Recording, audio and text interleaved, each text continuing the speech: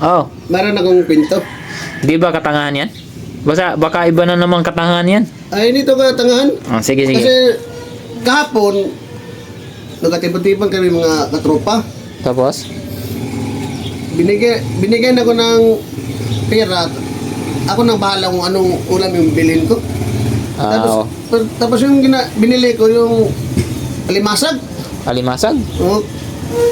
Ang ginawa ko sa alimasag, ginawa kong tinula. Tinula? Alimasag? Oh. Ah, okay.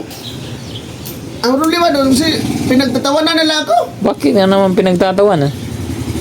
Kasi ginawa kong ngayon pa daw sila nakatikim ng alimasag na tinula. Siyempre, nasasaktan ako. May damdamin tayo.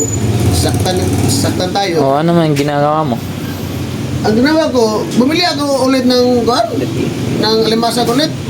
Ang ginawa ko, iniyaw ko naman. Inihaw? Alimasag, inihaw mo? Oo, tapos pinagtatawanan nila ulit ako. So, ano palang tawag doon? Tanga.